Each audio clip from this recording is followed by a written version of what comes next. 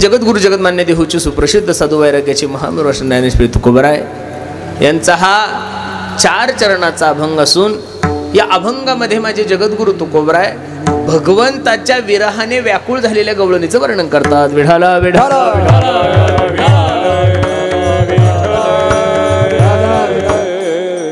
अभंगावर काही चिंतन करण्यापूर्वी अभंगाचा प्रतिपाद्य विषय तुम्हा सर्व मायबापासमोर ठेवण्यापूर्वी थोडासा परिहार द्यायचा. तो असा, श्रावण मासानिमित्त चालू असलेला चतुर्दिनी अखंड हरिनाम सप्ताह तथा दुग्ध शर्करायोग म्हणजे शिव महापुराण कथा आणि त्यामधील ही महाप्रसादाची काल्याची सेवा सर्व ग्रामस्थांच्या वतीने तथा आमच्या यशवंत भाऊ यांच्या वतीने सेवा माझ्याकडे आलेली आहे. अगदी सुंदर नियोजन तुम्ही सर्व मंडळी केलंय.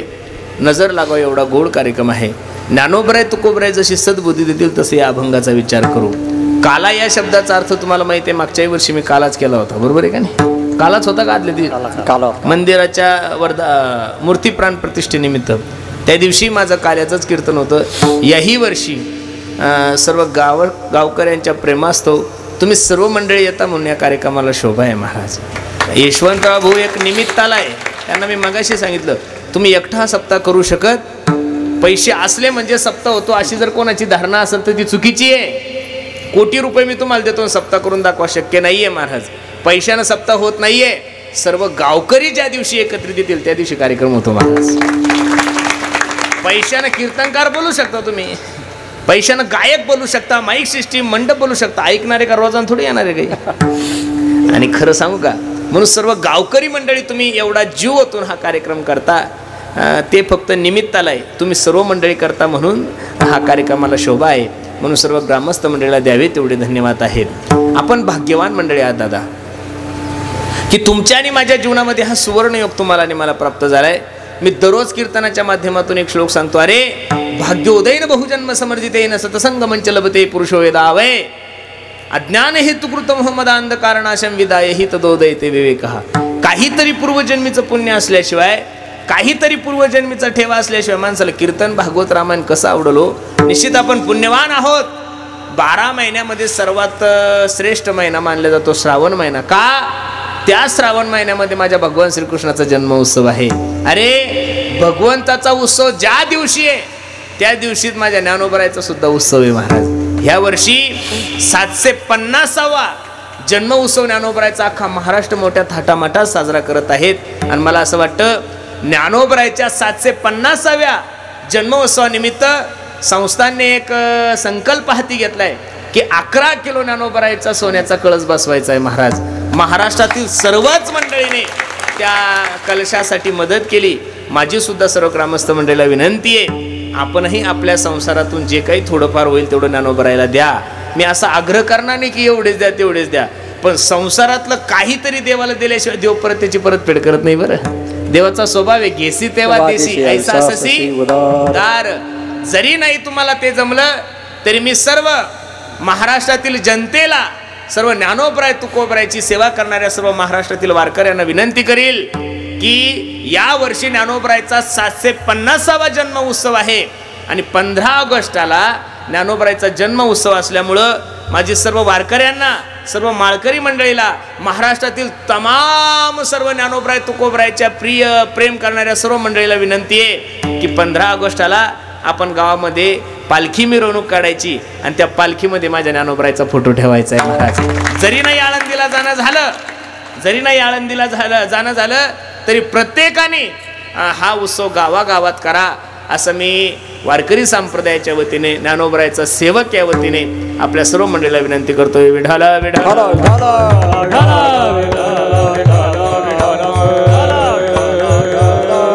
अगदी गोड नियोजन तुम्ही सर्व मंडळी केलंय. नजर लागाव एवढा सुंदर कार्यक्रम आहे. बहुत सुकृताची जोडी म्हणून विठ्ठली काहीतरी पूर्वजन्मीचा ठेवा आहे की तुमच्या आणि माझ्या जीवनामध्ये हा सुवर्णयोग तुम्हाला आणि मला प्राप्त झाला. काल्याचं कीर्तन म्हणल्यानंतर शास्त्रकाराने काही दंडक घातलेले, संप्रदायाने काही दंडक घातलेले. कीर्तनकारानं बाकीच्या गप्पा करण्यापेक्षा, वायफट दुसरं काही बोलण्यापेक्षा भगवान श्रीकृष्णाने जे चरित्र केलं त्याचा उच्चार करायचा. चरित्र ते उच्चारावे केले देवे गोकुळी, केले देवे गोकुळी, केले देवे चरित्र ते उच्चारावे केले देवे गोकुळी, गोकुळी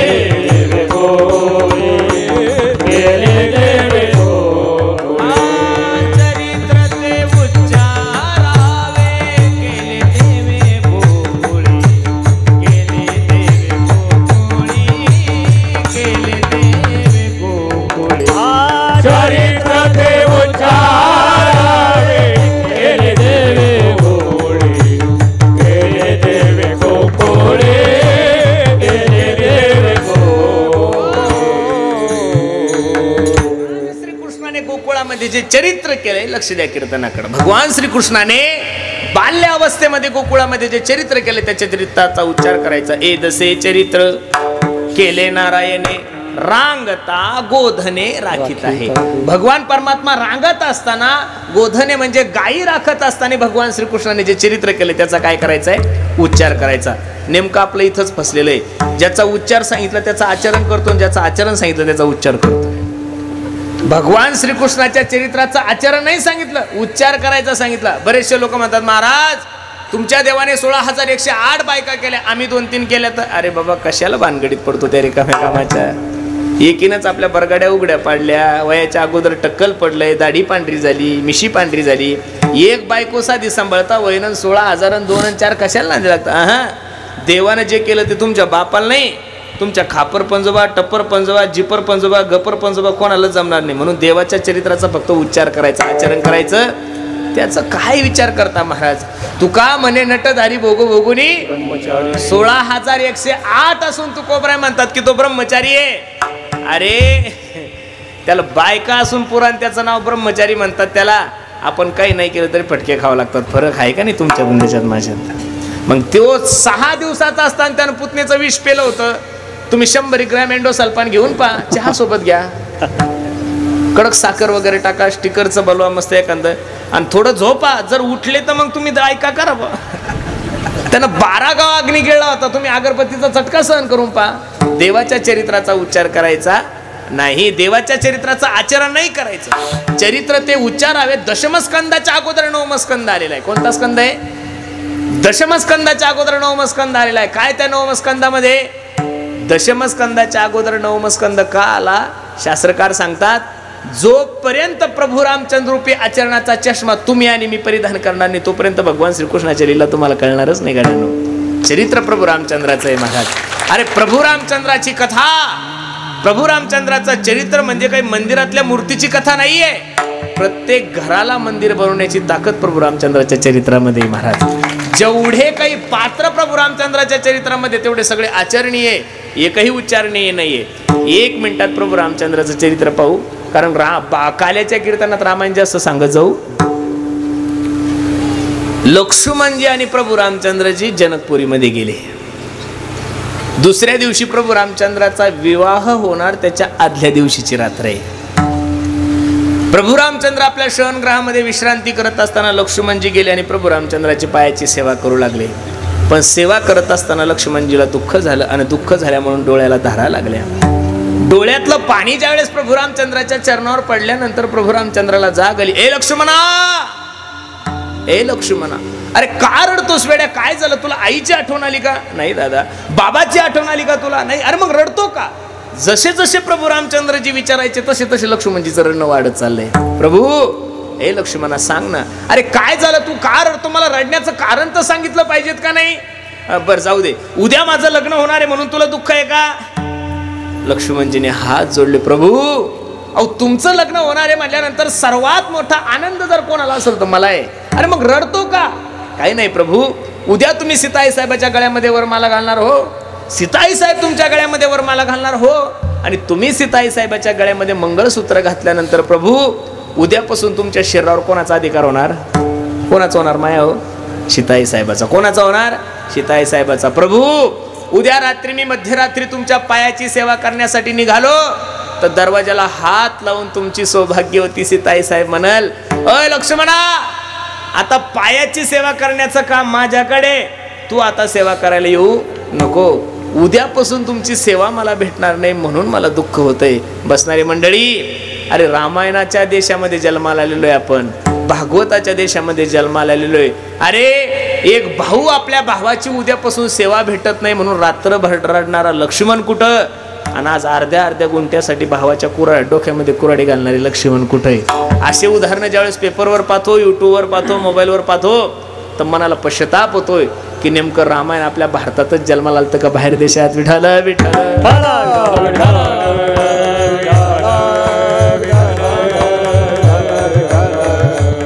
रामचंद्राच्या चरित्राचं आचरण आहे आणि भगवान श्रीकृष्णाच्या चरित्राचा काय आहे? उच्चारे चरित्र ते उच्चारावे, केले देवे गोकुळी. भगवंताने अनेक ठिकाणी चरित्र केलेलं आहे महाराज. त्यामध्ये प्रामुख्यानं भगवंताने गायी राखल्या हे सुद्धा भगवंताचं चरित्र आहे. माखन मिश्री चोरली हेही चरित्र आहे. रांगत असताना अनेक राक्षसांचा उद्धार केला हेही चरित्र आहे. पुतनेला मारलंय, माबळ भट्टाला मारला, असं अनेक चरित्र आहे. पण भागवतामध्ये सर्वात सुंदर चरित्र रासलीलेचं आहे महाराज. काय आहे? रासलीलेचं आहे.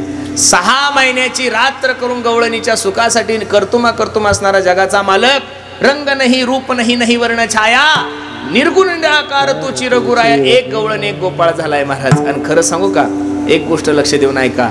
कधीतरी मानवी देहाला जन्माला आल्यानंतर माणसाची कृपा माणसाच्या जीवनामध्ये व्हावी, देवाची कृपा माणसाच्या जीवनामध्ये व्हावी, अशी तळमळ कधीतरी केली पाहिजेत ना महाराज. आपल्या अंतकरणामध्ये तळमळच नाही. ऐशी चिंता करी सदा सर्व काळ, रात्रंदिवस हिची तळमळ तुका म्हणे नाही आपले बळ, जेणे फळ पावेन निशेषी. भगवंताची भेट होत नव्हती त्यावेळेस गवळणीच्या अंतकरणातली परिस्थिती कशी माहितीये का? दिन तैसी रजनी झाली वो माये, कमी कर रे आवाज, अवस्था लावूनी गेला अजूनी का नाही, पडिले दूर देसी मज आठवे मानसी. जेवढे संत मंडळी या वारकरी संप्रदायामध्ये होऊन गेले त्यांचं जीवन चरित्र जर पाहिलं तर देवाची भेट होत नाही म्हणून रडणारे ते भगवत देव संत आहे. आणि भेट झाल्यानंतर देव दूर गेल्यानंतर सुद्धा रडणारे संतच आहे महाराज. अरे तुकोबराय पंढरपूरला गेले ना की दशमीच्या दिवशी पंढरपूरला पोहोचले की पांडुरंगाकडे पाहून म्हणायचं, पांडुरंगा, ए पांडुरंगा, तुझ्या आशीर्वादाने ह्या वर्षी वारी खूप आनंदात झाली. बरं, पांडुरंगाचं दर्शन घ्यायचं. दशमी झाली, एकादश झाली, द्वादश झाली, त्रयोदश झाली, चतुर्थी आणि काला झाला की दशमीला पांडुरंगाचं दर्शन घेताना तुकोबरायच्या अंतकरणामध्ये जो आनंद आहे तो काल्याच्या दिवशी परतीला निघाल्यानंतर अजिबात नाहीये. पांडुरंगाकडे पाहावं आणि तुकोबरायने डोळे पान व्हावे, डोळ्याला धारा लागावं. आणि पांडुरंगाचं दर्शन घेत असताना तुकोबरायने म्हणावं, देवा तुला सोडून जात असताना मला कसं वाटतं माहितीये का? कन्या हो सासुरासी जाए मागे परतोनी पाहे, मागे परतोनी पाहे, तैसे हो झाले माझ्या जीवा. कमी वाटलं तुकोबरायला हे उदाहरण? जीवना वेगळी मासुळी तैसा तुका तळमळी. देवा, पाणी हे माशीचं जीवन आहे. माशीचं जीवन हे पाणी आहे. आणि पाण्यापासून जशी माशी वेगळी केल्यानंतर तडफड करते ना देवा, तुला सोडून जात असताना सुद्धा मला तसंच वाटतंय. बरं, हे तुकोबरायला वाटतं असं थोडं आहे काही? पांडुरंग सुद्धा पांडुरंगाच्या डोळ्याला धारा लागतात आणि पांडुरंग तुकोबरायला सांगतात, आषाढी कार्तिकी विसरू नका मज, सांगत से गुज पांडुरंग. ओ तुकोबरा, ऐका ना, वर्षभर तुमचा परमार्थ करा, वर्षभर तुमचा संसार करा, पण आषाढीला आणि कार्तिकीला मला विसरू नका. बरं, मी नारदाच्या गादीहून तुम्हाला सांगतोय आणि माफी मागून एक वाक्य बोलतोय. आषाढीचं सोहळा सोडून जो कीर्तनकार पंढरपूर सोडून गावाकडे कीर्तन करत असेल तो महाराज नाही म्हणायचा, तो बैल म्हणायचा. संप्रदायातला कोण म्हणायचा? बैल म्हणायचा. अरे ज्ञानोबराय तुकोबरायच्या जीवावर वर्षभर खायचं, ज्ञानोबराय तुकोबरायच्या जीवावर वर्षभर खायचं. मग तुमच्या धोत्रावाल्यापेक्षा दारुडे लोक बरे, ते सुद्धा वाऱ्या करतात. अरे तुमच्यापेक्षा शेतकरी बरे ना. अरे शेतकऱ्यांचे हे 15 दिवस 20 1 महिना एवढा महत्वाचा असतो. मडे झाकून या करी ती पेरणी. एखाद्या घरात जर म्हातारी मेली तर झाकून ठेवतात आणि पेरणी करतात, नंतर तिची अंत्ययात्रा करतात. एवढा महत्वाचा काळ असून शेतकरी वर्ग सोयाबीनचा विचार करत नाही, कपाशीचा विचार करत नाही, डाळिंबाचा विचार करत नाही, पाऊस पडला का याचाही विचार करत नाही. अहो, मी असे काही लोक पाहिले महाराज, 2-2, 3-3 हजार रुपये ते 2-2, 3-3 रुपये टक्क्याने घेऊन पंढरपूरची वारी करणारे लोक आहेत. आणि तुम्ही तर 12 महिने ज्ञानोबरायच्या नावावर फुकट खाता, ते बी 3-3 टाइम खाता. ज्ञानोबरायच्या नावावर तुमचे धोत्र आहे, तुकोबरायच्या नावावर तुमचे धोत्र आहे. मग माझी तरी विनंती आहे, ज्ञानोबरायचा समाधी सोहळा आणि पांडुरंग परमात्म्याची आषाढी एकादशी अहो दुनियाही खर्ची तिकडे झाली तरी चालेल, पण माणसाने पंढरपूरला गेलंच पाहिजेत. महाराज माझे गुरुजी मला सांगायचे, काय उदाहरण सांगतात बा, अधिकार आहे त्यांचा. मी म्हणायचो महाराज मग पंढरपूरला दर्शन घ्यावं, असं काय गावात पांडुरंगाचं मंदिर नाही का? काय म्हणायचे ते, मी एक वेळेस असंच म्हटलं, मग आता प्रत्येकाला थोडं पंढरपूरला जाणं शक्य आहे महाराज, वय त्यांचं भरपूर वयाचे, मग आता पंढरपूरला जायची काय करायची, आपल्या गावात पांडुरंगाचं मंदिर नाही का? जेवण करणं वेगळं आणि फोटोवर जेवण पाहणं वेगळं. कळलं का तुम्हाला? जेवण करणं वेगळं, तुमच्या समोर 56 प्रकारचे भोग आहे, ते जेवण करणं वेगळं, आणि मी नुसतं वर्णन करणं, आहा काय जेवण केलं, काय ते गुलाबजाम, काय ती बासुंदी, हे सांगितल्यानंतर पोट नाही भरत महाराज, बरोबर आहे का नाही? एखाद्या लेकराला भूक लागली, रडायला लागलं, ते एवढं जोऱ्यात रडायला लागलं, आई आई आई आई आई करायला लागली, आणि माझ्यासारख्या एखाद्या अज्ञानी कीर्तनकार त्या बाळाकडे गेला आणि त्याला सांगितलं, बाळा हा तुझ्या आईचा फोटो आहे, हे बघ तुझ्या आईचा चेहरा बघ ना, याच्याकडे अजिबात नाहीये. लेकराला जोपर्यंत माय स्तनपान करत नाही तोपर्यंत जसं लेकराचं पोट भरत नाही, तसं वारकरी आषाढीला गेल्याशिवाय पांडुरंगाचं पोट भरत नाही. तो कोबरायला देवानी म्हणा, तुम्ही जाता गावा हुर हुर माझ्या जीवा. ही जी तळमळ साधू संतांच्या अंतकरणामध्ये आहे ती फक्त भगवंत भेटीची आहे, भगवंत कृपेची आहे. गवळणी देवासोबत भांडण करू लागल्या, देवा काय नाही केलं रे आम्ही तुझ्यासाठी. निळोबरा एका गवळणीमध्ये वर्णन करतात, याचे लागी वो ते जियेले भोग, याचे लागी वो ते जियेले भोग, याचे लागी वो केले नानाया, याचे लागी वो केले नानाया, याचे लागी वो अष्टांगाती योग, याचे लागी वो अष्टांगाती योग, याचे लागी वो या विषयाचा त्याग, याचे लागी वो या विषयाचा,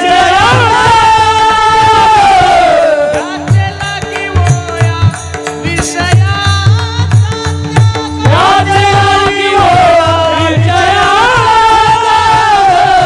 जन्मोजन्मांतरी केली हे सूचना, जन्मोजन्मांतरी केली हे सूचना, आज जन्मोजन्मांतरी केली हे सूचना, जन्मोजन्मांतरी केली हे सूचना. ऐका ना, गवळणी देवासोबत भांडत असताना सांगतात, देवा याचे लागी वो ते जियेले भोग. ए कृष्ण ऐक ना रे, तुझ्यासाठी सर्व भोगाचा त्याग केलाय का नाही, याचे लागी वो केले नाना याग. ए देवा अनेक प्रकारचे याग तुझ्यासाठी केले, याचे लागी वो अष्टांगादी योग, याचे लागी वो या विषयाचा त्याग. ए कन्हैया तुझ्यासाठी सर्व विषयाचा त्याग केलाय रे. अरे नवऱ्याला सोडलंय देवा, तुझ्यासाठी काय नाही केलं, आणि सगळं काही करून बरं एवढंच नाही. गवळीन म्हणतात, याचे लागी वो मंत्र जप केला, याचे लागी वो वेदांत पाहिला. माय बाप तुम्ही सर्व जाणकारी मंडळी आहात. बंडखोरी केव्हा होती हो? बंडखोरी होण्याचं कारण काय आहे? तुम्ही ज्या पक्षात राहून तुमचा मुख्यमंत्री असून तुमचे कामं होत नसल्यावर बंडखोरी होणार आहे का नाही महाराज? हे कार्यकर्ते राजकारण्याला सोडून जातात, त्याचं कारण काय? की बुवा मी तुमचा कार्यकर्ता आहे, तुमच्यासाठी तडीपार झालोय, तुमच्यासाठी सगळं कामं करतोय, हे 10 सर्कल मी सांभाळतोय, आणि एवढं काम असून माझ्या अडचणीच्या काळात तुम्ही मला साथ देत नाही, मला काही घेणं नाही तुमच्याशी, सोडून देतात ते. बरोबर आहे का नाही? मला तुम्हाला एवढंच सांगायचं, हे बघा या गोष्टी जसं गवळणीने सुद्धा बंडखोरीच केलेली आहे, तुकोबराय सुद्धा म्हणतात, आमुची अभावे तुझं देवपण ते का विसरुनी, समर्थासी नाही उपकार स्मरण, दिल्या आठवण वाचोनिया चळण वळण सेवकाच्या बळे निर्गुणाच्या मुळे सांभाळावे तुका म्हणे आता आलो खांडावरी प्रेम देऊन हरी बुजवावे तुकोबरायंत देवासोबत भांडण केलं माझ्याकडे पहा लक्ष द्या तुकोबराय देवाला सांगतो ए पांडुरंगा इकडे पाय माझ्याकडे बघ हे जे 30-40 लाख लोक यावर्षी पंढरपूरच्या वारीला आले होते हे काही तुझ्यामुळं नाही आले गावात जाऊन आम्ही तुझी माहिती दिली नाही तर देवा आम्हाला माहिती तू कसा आहे तुकोबराय डायरेक्ट बोलले तू माहिती आहे आम्हाला कसं आहे जास्त बोल नको अबे सगळं जग तुला काळं म्हणतं देवा तरी आम्ही लोकांना काय सांगतो माहितीये का राजस सुकुमार मदनाचा पुतळा ए देवा अरे तुझा खानदानी व्यवसाय चोरताय तू चुरा चुरा कर माखन खाया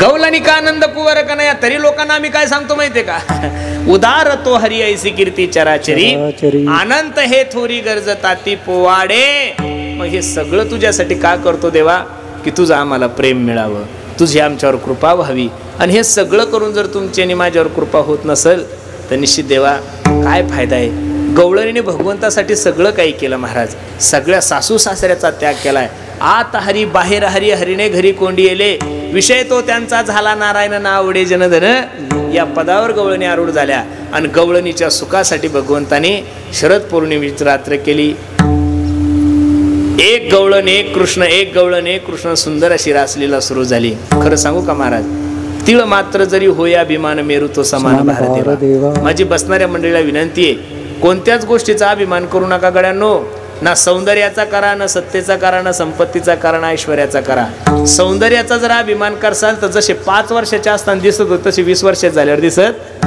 जसे 20 वर्षाच्या असताना गोंडच दिसतात तसे म्हातारपणे दिसत अरे ज्या मुलीकडे पाहून तुम्ही तिला पसंत केलं असतं ज्या मुलाकडे पाहून त्या मुलीने त्याला पसंत केलं असतं लग्नामध्ये 4-4 तास तर नुसतं मटकू फोटो काढतात आणि तीच मुलगी ज्यावेळेस 70 वर्षाची होती तोच म्हातारा ज्यावेळेस 85 वर्षाचे होतात तर दोघं नवरा बायको मारक्या म्हशीवानी एकूण एकाकडे पाहतात की तुला काही यांनी लय मोठा बांध कोरेल अरे तिलाच पाहून पसंत केलाय ना तू आणि तिनं तुला पसंत केलंय सौंदर्य कधी जाईल काही सांगता येत नाही ज्या सौंदर्याचा तुम्हाला मला अभिमान आहे मी लय दिसायला गोरा आहे कशाचं सगळ्यात घाणेरडं शरीर आहे महाराज माणसाचं अरे गाय मेली तर तिचं कातड कामी येतं गाईचं शेण कामी आहे गाईचं कातड कामी आहे गाईचं गोमूत्र कामी आहे अरे माणसं जिवंतपणीच कोणाच्या कामी पडत नाही मेल्यावर आया पडतात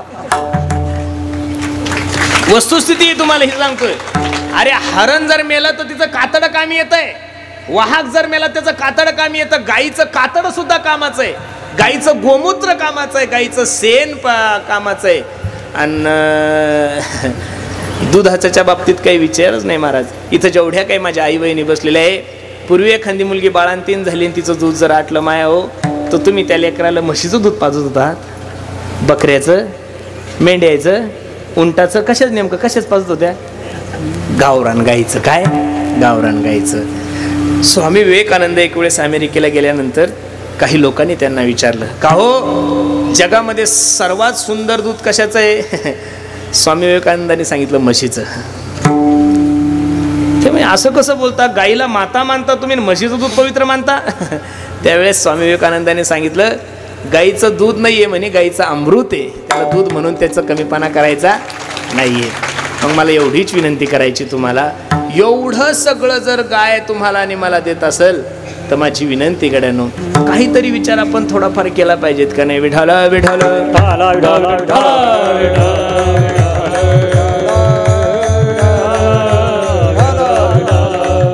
म्हणून शरीराचा अभिमान करू नका एक संपत्तीचा करू नका कारण संपत्तीचा अभिमान काय म्हणून करायचा तुम्ही काही लोक कुठं कीर्तनाला गेले म्हणतात महाराज हे जे 15 एकर डाळिंब आहे ना हे आपलं मला तर एवढा ताण आहे असं वाटतं लोकांच्या घरी जेवूच नाही रस्त्यानं वडापाव खात जाऊन हॉटेलवर झोपत जाऊ महाराज 2 चपात्या खाऊ घालतात आणि पार त्याच्या खापर पंजोबापासून सांगत बसता आमच्या म्हाताऱ्याने उद्योग केला अरे तो या म्हाताऱ्याने काय केलं मला काय सांगतो मला कीर्तन करू दे ना तू जन्मा लेण्याच्या अगोदर सुद्धा ती जमीन तिथंच होती तुझा बाप जन्मा लेण्याच्या अगोदर सुद्धा ती जमीन तिथंच आहे तुझा आजोबा जन्माल्याच्या अगोदर सुद्धा ती जमीन तिथंच होती आजोबा मेला बाप मेला तुझ्या सुद्धा गावऱ्या मसनात गेल्या पण जमीन जागेवर हल्ली कबीर महाराज सांगतात आया था नंगा और जाएगा बिनंगा तुमच्या टाकळीमध्ये एखादा माणूस मेला त्याने एखादा 2-4 गुंठ्याचा 7-12 संघ घेऊन गेला असं ऐकावं कोणी अरे 4 हातात 4 अंगठ्या असू द्या गळ्यामध्ये लॉकेट असू द्या ह्या बया तर एवढ्या हलकटे महाराज, या रडता रडता तुमच्या हातावर पदर टाकून अंगठ्या काढतात हो, एवढ्या अवघडे महाराज. हे मी नाही बोलत, हे मी नाही बोलत, तुकोबरायचं प्रमाण आहे. 2 लेकी असाव्या आणि माय मरेल असेल तिच्या मनात गौ म्हणायची पोताचं. अरे या रडता रडता गौ म्हणून उपसतात हो. इतके हलकट लोक आहे महाराज, हे पाहिलं.